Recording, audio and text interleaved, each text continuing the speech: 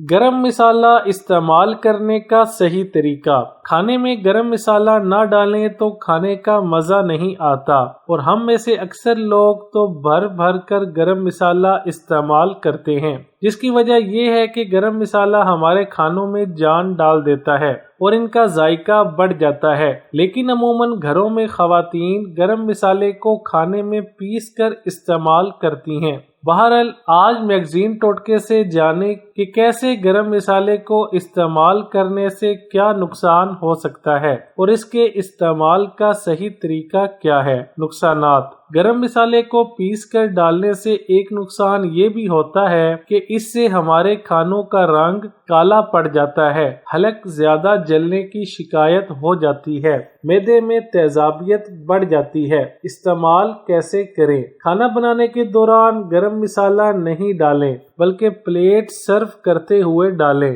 زیادہ گرم مسالہ نہ کھائیں، بلکہ ایک پلیٹ میں چٹکی بھر ڈال کر استعمال کریں۔ کوشش کریں کہ گرم مسالہ ڈالنے کے بعد 2 سے 3 قطرے لیموں کے شامل کر لیں تاکہ جلن کا احساس نہ ہو۔ گرم مسالہ کیسے پیسیں؟ ہمارے یہاں لوگ گرم مسالہ بنانے کے لیے زیرہ، کالی مرچ، لونگ، دار چینی، بڑی الائچی اور دیگر چیزوں کو ایک ساتھ ڈال کر پیس لیتے ہیں اور پھر استعمال کرتے ہیں، جبکہ اس کا صحیح طریقہ یہ ہے کہ تمام تر اجزاء کو 20 منٹ کے لیے توے پر درمیانی آنچ پر سینک لگائیں۔ اس کے بعد آپ مکسچر میں ان کو مکس کر کے پاؤڈر تیار کر لیں۔ جب آپ اس پاؤڈر کو ڈبے میں بھرنے لگے تو 1 سے 2 قطرے سرکہ ڈال کر پھر گرم مسالہ ڈالیں۔